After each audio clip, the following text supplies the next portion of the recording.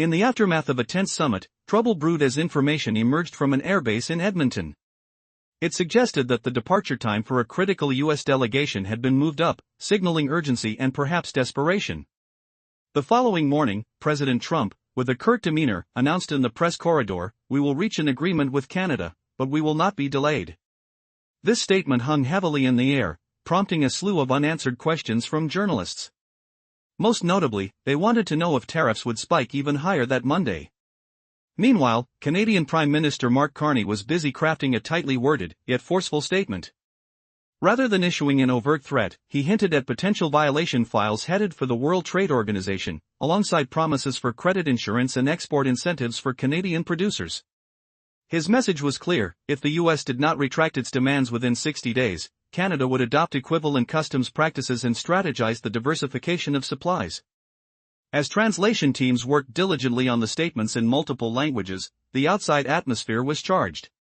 Slogans echoed in the night air, with banners that boldly proclaimed yes to trade, no to threats fluttering defiantly in the breeze. The vibrant hues of orange Canadian flags added brightness to the already tense landscape. But the anticipated joint statement from the summit never materialized, leaving many wondering what the future held.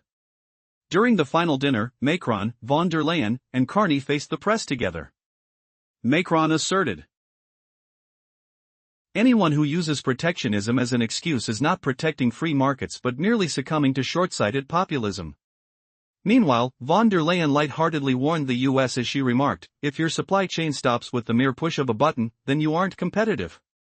With an unyielding gaze fixed on the cameras, Carney declared, "Canada extends a hand of friendship, but we won't applaud those who twist our arm." Back in Washington, reporters were relentless in their inquiries about potential tariff increases. The White House press secretary, collecting his documents, asserted, "The president is flexible, but our interests remain non-negotiable."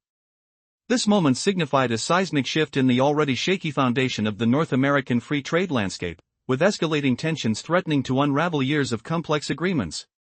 What would these tensions mean for the future of trade and relations between the nations?